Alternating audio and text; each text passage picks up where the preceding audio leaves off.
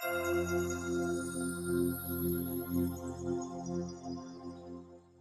everyone, Kareem Rae here, and today have Matthew Arnone on with us today. Matthew, how's it going? Good, good. Thanks for having me, and excited we can finally get into this. Absolutely, thanks for joining us today. Can you please introduce yourself to the viewers? Yeah, so my name is Matthew, obviously. I am an Italian Canadian professional footballer, which is super exciting for me, and we'll dive into my story and why that's so exciting. I'm so proud to say that. Um, I'm from Toronto, Ontario. I've played in the Canadian Premier League for the last 3 years, spent 1 year abroad in Italy. And yeah, just I'm also the founder of Mindframe, which is something we'll talk about a little later in the show. But something that is very dear to my heart, and I'm a strength and conditioning specialist by trade as well. A bachelor's degree in kinesiology from York University. I spent 5 years playing with York University as well, so that's a little bit of my playing background. And yeah, that's just super excited to be here, and let's go wherever you want to take it, Kareem. Absolutely. I mean, it's awesome to have you on, Matthew, again. So, you mentioned that you were in the CPO for 3 years, which is amazing. So you were there from the beginning, but let's go a little bit back further to like where football all started for you. Who introduced you to football? So I had an older brother.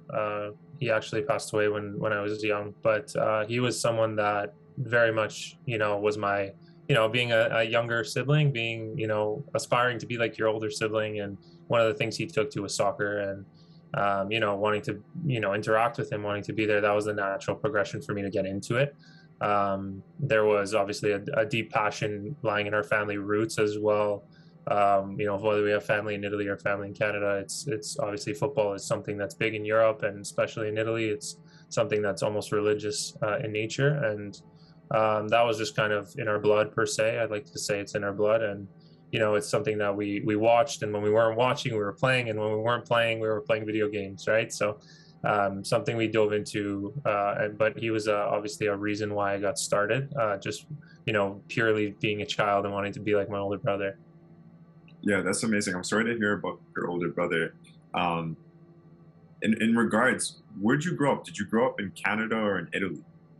So I grew up in Canada. I spent, some time, when I was in my teens. I have made a few trips to again connect with family there, and I had, like I said, I had spent a year in 2018 prior to coming back to play professionally in Canada. Spent a year with family. Actually, I was very blessed to spend some time there and live with them, and also continue my footballing career. But yeah, born and raised in Canada, born and raised in Vaughan, Ontario. Played for a bunch of clubs growing up: Woodbridge, Glen Shields, Kleinberg, Vaughan, you name it, as well as Toronto FC Academy, Unionville. So that was kind of comprising my youth soccer career. We had a very good team at Unionville. A bunch of us got plucked for Toronto FC Academy. Way back, maybe I'm dating myself a little bit for some of the viewers, but when the academy was only 50 players, there was a junior academy and a senior academy, so it was very prestigious to be selected for that, and it was a very great experience for myself as well, and to be coached at times by Daddy Dicchio, and very very influential figures in Canadian soccer. That was awesome for me, and yeah, just kind of I grew up. I went to school here. Yeah, just born and raised here, but always with that Italian lens, being of an immigrant family, and my mom coming from Italy when she was very young, and that sort of thing, and to build a life for us, a better life for us here in Canada. It was football was always a part of that for sure, but it was very much a Canadian upbringing. That's amazing. I mean, Italians have a really close place to me in my heart because I played soccer in Woodbridge for 5 plus years. So a lot of Italians over there, and they're amazing people. In regards of Italy, can you paint a picture? I've never been there personally, and for the viewers that haven't been there personally, what is it like in Italy? From a footballing context, or just living, or both, or Both, yeah. okay, so I'll touch on the life first and foremost. I think being a Canadian, we have a unique experience. I think what's so special about being Canadian, and this is this is why I love travel so much. This is why I love football so much, because it gives you these travel experiences or this contrast per se in culture. But living in Italy was an interesting, almost an eye opener in a positive way, but also a negative way. So, the European lifestyle is a little bit more of a simplified lifestyle than we're used to here in North America. I think about things like technology or, vehicles, for example. We're not, there they have one vehicle for everybody, and they're very much accustomed to taking public transit, and it's very normal to do those things. It's also, by geographically, it's very tight and very narrow, and everything's very close together, so it's a little bit easier to get around. But there's a little bit more of a simplification. Maybe one television for everybody in the house rather than four or five everywhere in every room. So culturally, there's a simplification that I really found refreshing, whether that be a Friday night where, here in Canada, we would never turn the TV on and put music on and dance, right? And that was very much something that in our family we did on our free time, rather than, search for other things or external things to bring us happiness. I think they really found that within each other in their family context, which, I'll take with me forever. I think their ability to be vulnerable with each other as well emotionally, and the way that they interact with each other, from whether that be male to male or male to female, there's a level of emotional intelligence, I think, that's elevated, that allows people to connect a little bit deeper, and that's something that was really positive. But there are certainly negatives, right? And this is where football comes into it as part of culture, but also it's just part of the culture that, when we understand Italy historically, there was a time in Italy's history where it was fascist, right? And I think there are still some older generations that they still are very prejudiced. They still are very racist, really. And I think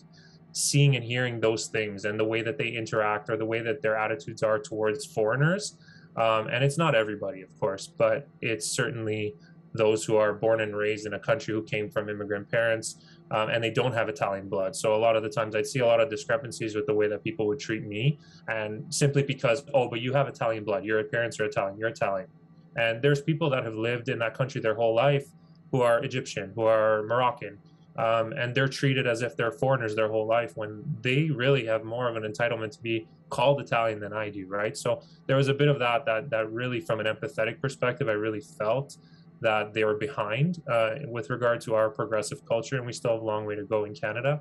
But it was very eye-opening in that way, and almost a bit of an ugly side of the Italian culture that made me very grateful to be Canadian, honestly. I know we still have a long way to go with this regard, but it certainly showed me that we are ahead of certain cultures, and they could really learn things from us just like we could from them, right? So and then when we talk about football, again, there's some unique experiences, I would say, about being Canadian. I think there's certainly a stigma, and it's getting better with people like Alphonso Davies and Jonathan David really breaking down the barriers and making a name for Canadians.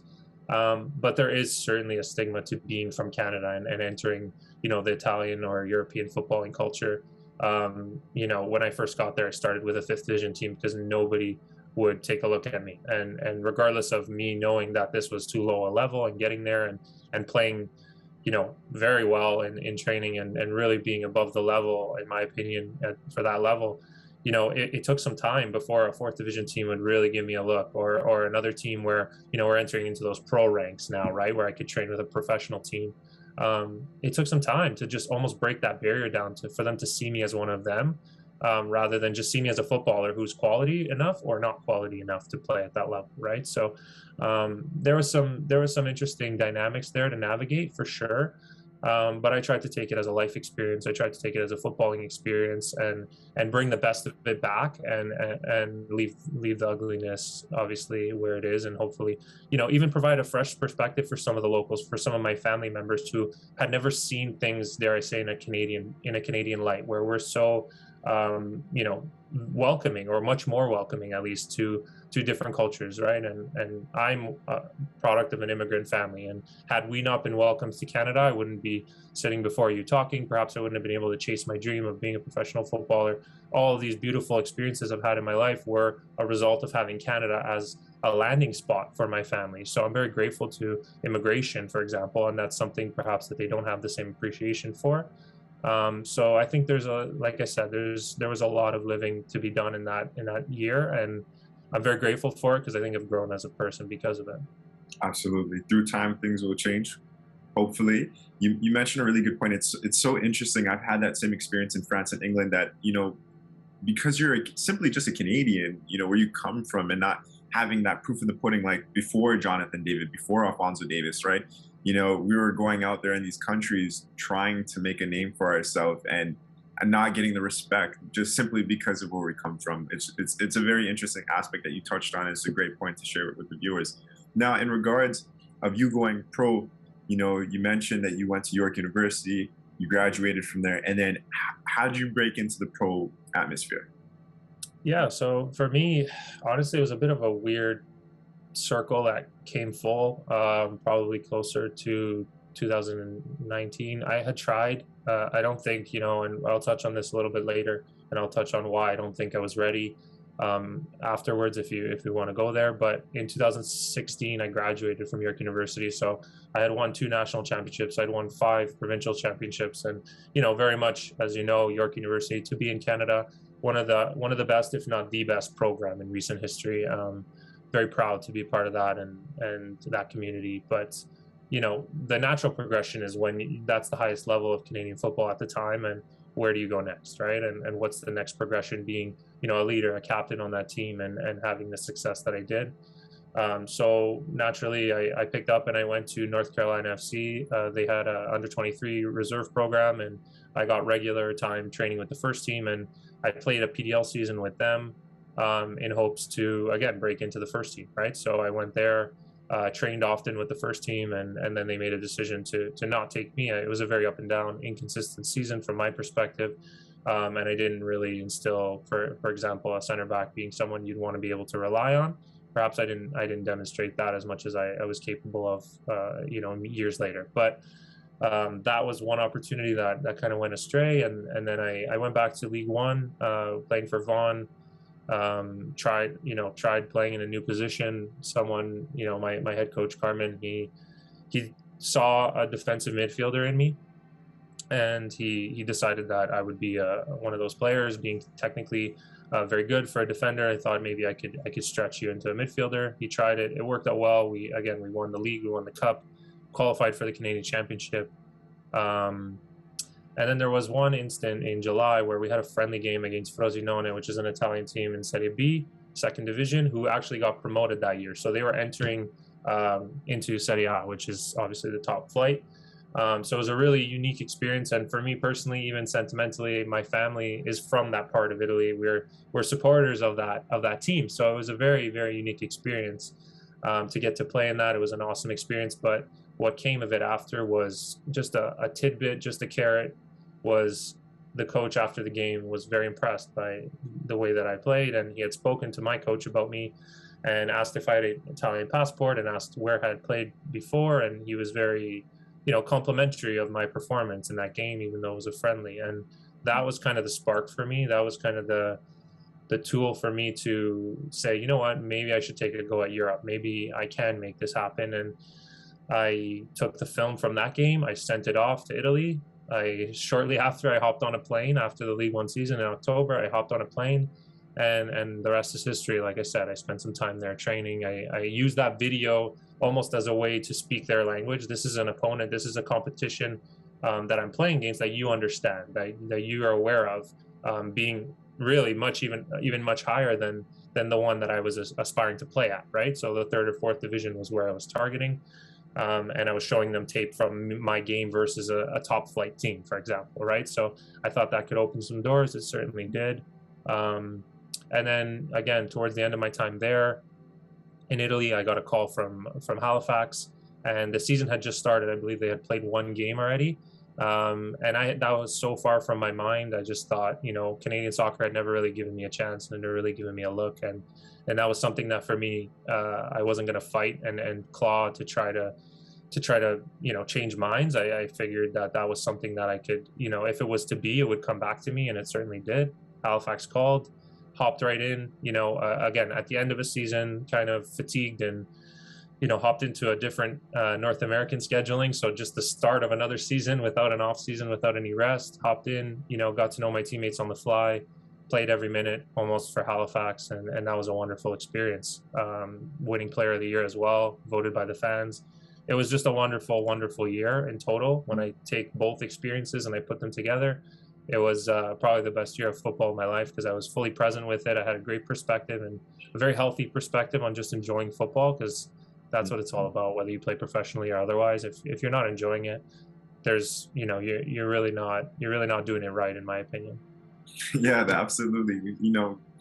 After those youth years, players tend to fall off due to many different reasons. Not a lot of players are able to survive. I want to drop some numbers here, Matthew. I was reading a FIFA 2019 report. It said only out of 230 million players around the world that play football at different levels, there's only 130,000 at that time back in 2019 that played professionally, that were getting paid for what they love to do. And you're a part of that, right? So that's amazing. You made your dream come true, which is also amazing. Not a lot of players get to experience that. So you mentioned Italy. Italy was your breaking point into the Pro League, which at that time, too, what year was this? Because the CPL didn't exist in that time, right? Because, you'll hear a lot of players mention, like, back in the day, especially for me too as well, growing up, we didn't have a league to go to. So for you, where was I going with this question? In regards of breaking into the Pro League in Italy, what year was that, and did you have a European passport? Yeah, so I didn't have my European passport initially when I had that friendly match, and interest was there from that team, and so that was kind of the spark for me to go get it. So, knowing the Italian consulate here in Toronto, there's a huge contingency of Italian people, obviously, like we talked about. There's a huge community here in Toronto, and in Vaughan especially, and I had looked into that, doing it from here, and one of the reasons that I went to Italy to do it was because it took, an appointment took 2 years in order to file, even just to get an appointment to, there's obviously a whole process in there, and it's, it takes very long. So I figured, I challenged myself, I'd get going, I'd train with the team in the meantime, I'd file, my Italian passport documents from Italy, and get that done. And sure enough, it was done within 6 months, right? So mission accomplished from that perspective. The aspiration was very much to stay there because there was no CPL, right? Like you said, in 2018, there was rumblings of a CPL. They were talking about there being a CPL and it coming in the next year. But again, having heard even from peers and colleagues and teammates and ex-teammates that they had been approached by teams, I was never approached by a team. And at the time, again, we're talking about U Sports, two-time national champion, OUA All-Star, 4 OUA championships, if I'm not mistaken. That's the highest level. If we look at League One, which is a parallel, in my opinion, very similar to U Sports in terms of level, I've won 4 League One championships at that time, right? So basically, there's nothing else to win in Canada for you to, and that's at a team level, and I'm aware of that. And also being a League One All-Star that year, I really thought to myself, like, what more can I do from an accolade perspective to garner at least a little bit of attention, or to garner a phone call or a trial or something? And nothing had really come from me, no conversations, but they had been being had with others, right? So again, there was nothing to aspire to. There was nothing for me up until 2018 to really look at. And, it was just a logical thing for me. I wanted to play. Why? Because I love to play. I love football, and it didn't matter to me. And I was taking it as a life experience yes, there are sacrifices to going abroad and playing, and I didn't see my family really. I saw them, once in October, and then once again in May, right? So it was very, very difficult. Obviously, it was something that I had done in smaller chunks, not so much that in terms of distance, in terms of time zone, and also in terms of the length of time that I had spent away from family. It was very difficult. I was obviously with my girlfriend at the time, who was now my fiance, and we had seen each other twice in a year, right? Like, and we're talking for a week here and a week there, right? Because she's also living her life and studying and doing her master's, and it's very difficult for her to come and live with me at that time. And it was a lot of sacrifice. But again, because like you said, Kareem, there was nothing for us. If you wanted to be a footballer, there was an extreme amount of sacrifice that needed to be done. And there still is, right? Even in playing in Canada, there are simply just people that still, I mean, the CPL has done a great job for not letting those players fall through the cracks. But there are still players that are very quality that just simply don't get a look, right? And if you want to continue playing, understanding that Europe is, I could look at my house and I could find 5 clubs within 10 kilometers of my house. That's an unlimited amount of opportunity, right? To the point where if you knock enough, it's a numbers game. You'll bust the door down and you'll find a starting point per se, right? So football's a lot different in Europe. It's certainly something that requires sacrifice from us North Americans, but again, the amount of possibility there is endless, and it certainly is pro player, right? If a player is doing well, I find in the CPL it is a bit different. The negotiations are a bit different among player and team. I feel like the players right now in the growing stages of this league are very much capped and limited in terms of their demand, especially being so few teams and so few spots at a certain position, and etc. But in Europe, it's very much in demand. There's enough teams, right, where you can create some demand for yourself and you can really make a living, or make a modest living, but do what you love in the process, right? Absolutely. I'm learning about you right now. You're a complete winner at this point. What you just mentioned, the achievements that you had in Canada. What do you think was the reason why no one was looking at you? Do you think it was lack of connection? Because you were winning, right? You're making noise. But what do you think it was? Was it the politics? Was there no connections?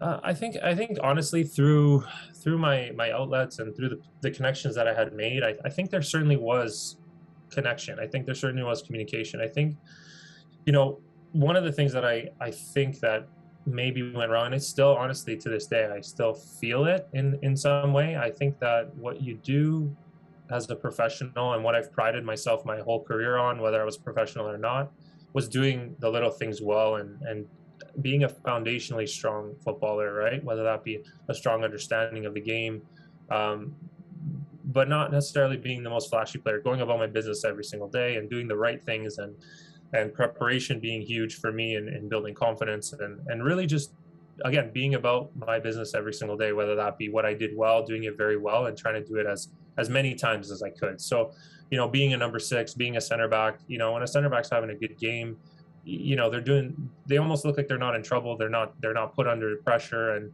maybe you don't notice them, right? And when a player is never putting the ball at risk, or is always in those positions, just keeping possession, and you don't really notice them, that's kind of a good thing. But also from an optics perspective, it can be, you can get kind of passed over for a more exciting type of player, or a more high risk player, a more exciting player to watch. As a midfielder, again, the position, I wasn't there to be getting assists, right? I was there to win balls, collect the ball, distribute to the creative players, and that was my job. And doing that in Italy was the same thing. They found a lot of value in that. They found a lot of value in a workhorse, in an engine who could just win balls, cover a lot of ground, and make a simple pass to get us out of pressure.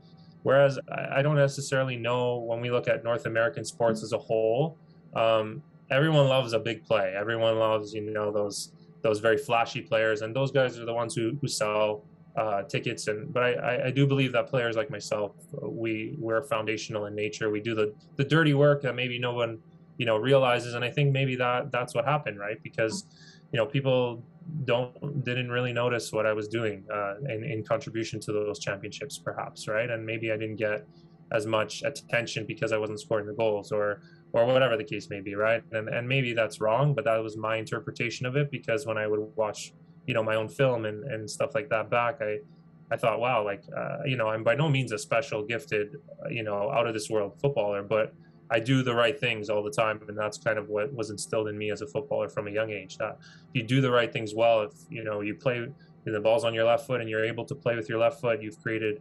an extra half second to play. You're creating time and space for your teammates, and that leads to, again, your opponent arriving late and then breaking a press. And those things to the naked eye seem like nothing, but those who understand football at a high level understand that those make sometimes all the difference, right? So perhaps it was just a lack of identification, despite there being a league coming. It was just kind of a player that's just kind of dull in nature and is not so exciting, but gets the job done, right? Yeah, that was huge, and great points there. So boom, 2018, you went to Italy. How old were you when you went? So I was 23, 24 years old, which so I was a bit of a, even for Italy's context, a bit late of a bloomer. Yeah, for sure. So 23, 24, you signed your first pro contract. Did you have an agent to help you with that process? So no, actually, my contract with I was working with an agent in Italy for sure, and so like I mentioned before, it kind of came full circle where my plan was to stay in Italy. The season was ending. My plan was to sign with back with the team that I was training with because I had, attained my Italian passport, and then Halifax called. So when Halifax called, it was direct. It was right from the coach, right from the sporting director. I got a phone call right to my phone. I'm not sure how he tracked me down, but there was no agent present in that process, which was very ironic, like we talked about when we talk about connection and that sort of thing. And agents can very much open those doors. But afterwards, yeah, for me in the CPL, I think, like you said, like I was winning, I was doing some things, and even with my season that I put together in Halifax, I think, and at this point, like there's a need for representation to sort of liaise the process. For the point that I'm in my career, I'm almost 28 years old. I don't necessarily need someone to open the door or have connections for me, at least not here in North America. I need someone to liaise the process to make make the negotiations a bit more smooth between club and player. I think there's a bit of a hostility there, especially when you think about and consider CPL salaries and things like that. It's very difficult for the player to advocate for themselves, and I think that that's what an agent would be very helpful with. But when you're talking about Europe, yeah, like agents are huge because they have the ability to open the door to like we talked about, a numerous, almost endless amount of possibilities when it comes to clubs, right? Yeah, absolutely. So 2018, you're 24, let's say. And then how long did you stay in Italy? Did you just stay there for 1 year and then come to Halifax, or? Yeah, so one entire season, right? I was training again between one team and another, and then the season ending, plan to sign for the following season, and then Halifax calls and away I go, right? So it was 2018, and then encroaching into 2019. I think I signed for Halifax in May of 2019. So it was kind of like that period in between, where the European season is ending and the North American season had just begun per se, right? So yeah, it was 23. I was 24 actually because my birthday's in February, so I would have been 24 when I actually signed officially with Halifax. Nice. What advice would you give to players that want to go pro? I think there's a lot right now in terms of training. There's a lot in terms of preparation that people emphasize, and I think that's very important. I think understanding your own limitations, I think understanding your own humanity, whether that be emotionally, mentally, or physically, what your capabilities are, right? What your skills are, what your, what your physical attributes are, what your technical attributes are super important. Meeting yourself where you're at. So that awareness piece for me is massive. I think in developing a high performance mindset and developing those things, that can really give you a competitive edge. I think everybody thinks about training to be a professional as doing more. I got to do more than the next guy. I got to do more than this guy. Everyone's doing this. I got to do more. I've explored, and this is where I've found a lot of high performance benefits, and this is where I've made a career really, is that when I play, and if you've ever seen me play, and for the viewers, if anyone's ever seen me play or watched the highlight tape, you know that physically I'm not lacking in any way. I'm tall, I'm good profile to be a center back, good aerially, good on the ground, good ball skills, but there's a level of physicality that can't be expressed if we're doing too much. So from a strength and conditioning perspective, if we're not allowing the adaptations of our training, so the benefits, the performance benefits to come through recovery, if we're not giving ourselves adequate time to recover, we're really just spinning our wheels, right? We're really a hamster running on a wheel. We're not able to express, for example, if we do some speed training when we're getting faster, but we're never allowing the tank to refill to 100%. How do we know, or how can we really express our new speed gains or our strength gains or our power gains, whatever we're training towards? there's a pursuit. And I think this comes with, as I mentioned, a high performance mindset, is knowing when to push and knowing when to practice discipline. And I think discipline for most athletes who are driven is the hardest thing. It's harder to be more disciplined and know when it's time to, forgive the expression, but sit on your ass and recover. When it's time to train your mind, when it's time to train, I'm big in meditation. I meditate every single day. When it's time to find balance and when it's time to push, right? And I think in our external world, it's very easy. And we look at things like social media, and everyone's talking about the next training that they're doing, and they got to train to be like this. And there's this grind culture, right? This you got to hustle, you got to grind, and that's completely true. You certainly do.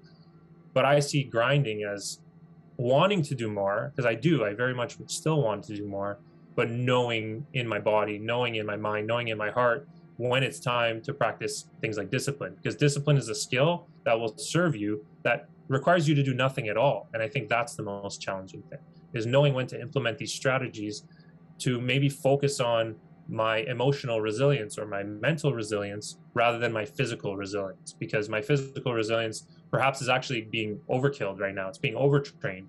And if I practice a bit of balance and I learn to focus and I find exercises that give me stillness that I can be recovering in, but also training my mind for focus, training my mind for resilience, training my mind to emotionally regulate, I think that can make all the difference, because again, it's a new and growing field that I think it can really give players a competitive edge, and it certainly did for me.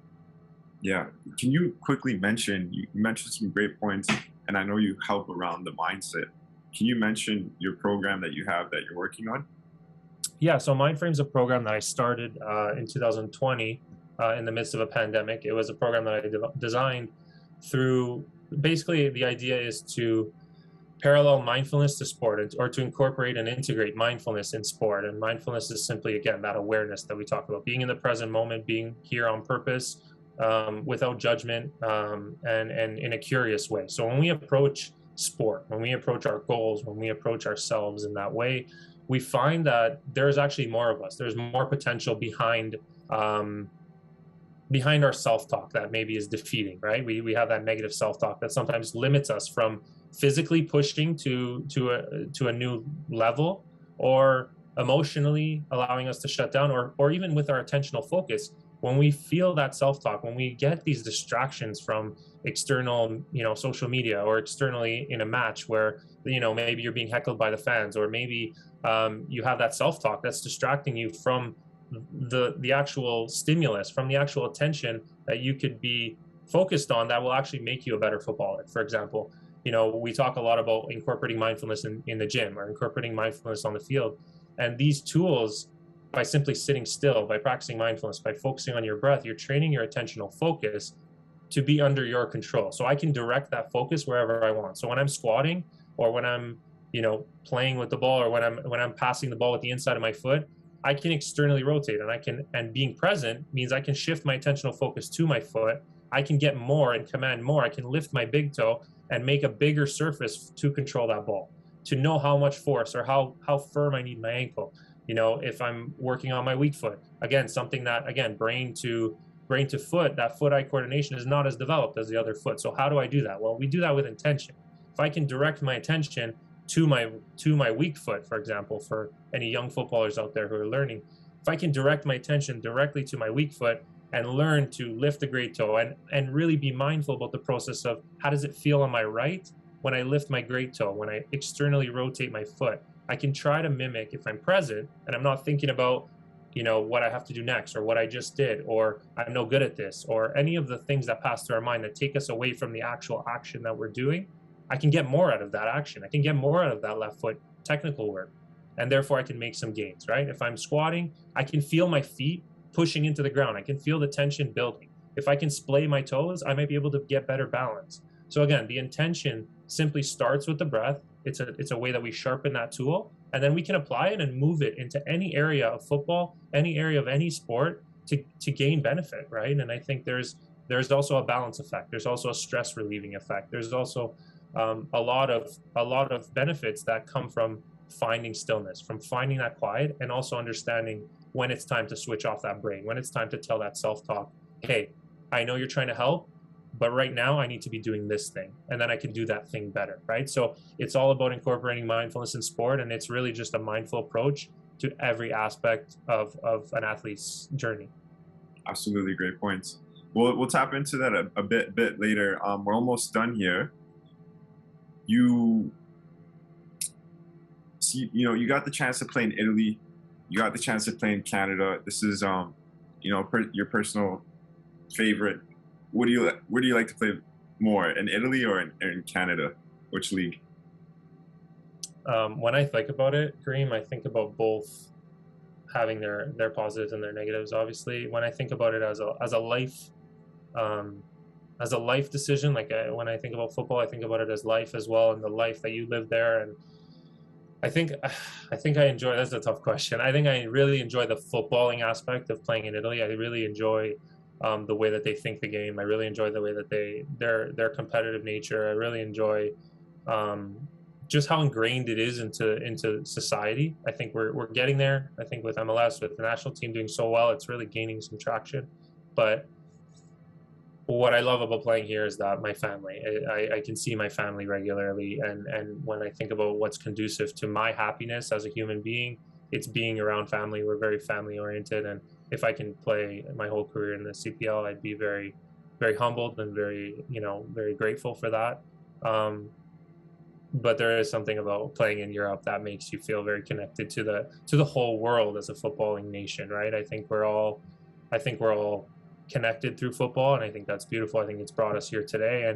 And when you're in and immersed in a culture that you go to the coffee shop and people are talking about last game, and we're talking about third and fourth division, or you go to the next place and someone recognizes you and buys you a coffee because they know that you play for their local team, even though we're in a different city.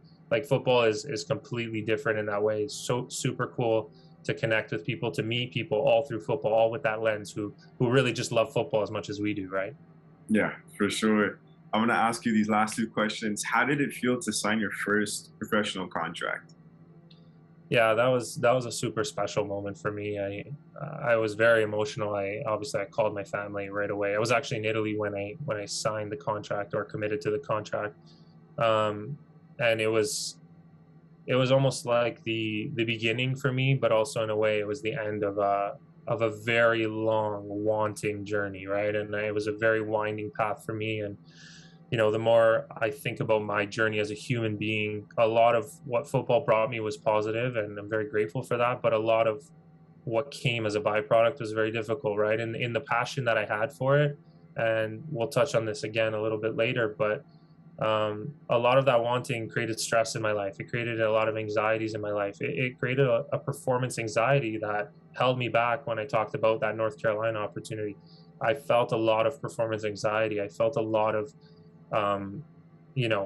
things hindering my ability to just enjoy the day to day, where it triggered bouts of depression in me. And when I think about my journey as a human to get to that point, I still get emotional today. I have goosebumps right now just thinking about the amount of daily preparation that it took, the amount of sacrifice that it took, and really the amount of growth and how far I had come. To be honest, it was all a culmination onto signing on a dotted line. But the growth that I always had said, the growth that had come from the journey was much more rewarding even than signing on the dotted line, if that makes any sense. So it was a tangible thing to have your jersey with your name on it, and I'll do one of those. Just that's the jersey right there, and that's a symbol for me of all of the entire journey, and being able to grow from that journey that made that one instant very special, right? Yeah, damn, I forgot to ask you to wear a jersey for the video. I usually ask. That would have been awesome. And the last question, Matthew, what's your most memorable football moment in your life? I think it has to be. I wish I could remember the date. Hang on, let me try to remember. It was July. I want to say it was July 4th, July 5th. July 5th. I'm going to say July 5th. We'll fact check it after the show. But July 5th, my July 5th of what year? Of 2019. Sorry, July 5th, 2019. Sorry, I should have said that. So what happened in that day was, it was a home game at Wanderers grounds in Halifax, and my family flew in that morning, my parents specifically and my grandparents, and I picked them up from the airport, and I remember them saying, "Don't pick us up because you have a match at 1 p.m. Like, don't worry about it." But I said, "No, no, I'm going to come pick you up." So I went and I picked them up and continued my preparation for a match. And that was the first time they had seen me play professionally.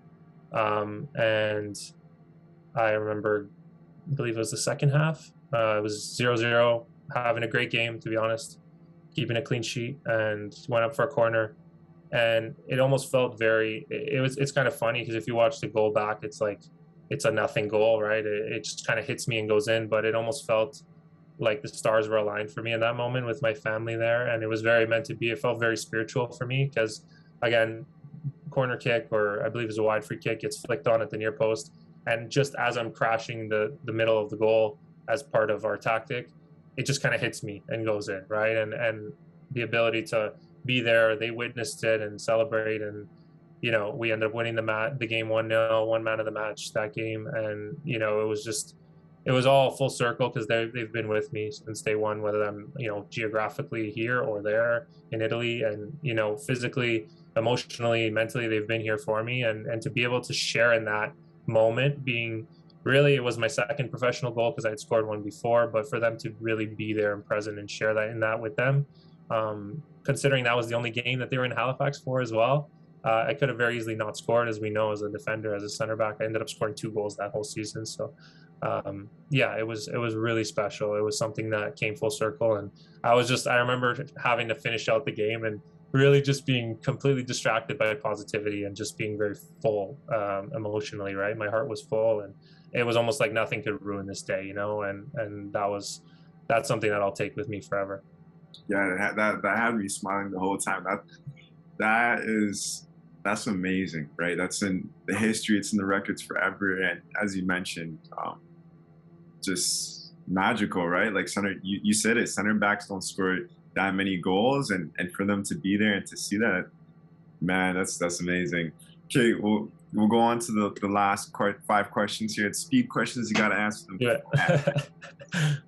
All right. Who's your favorite team? Lazio. Favorite player? Currently or as a child? Currently. Leonardo Bonucci.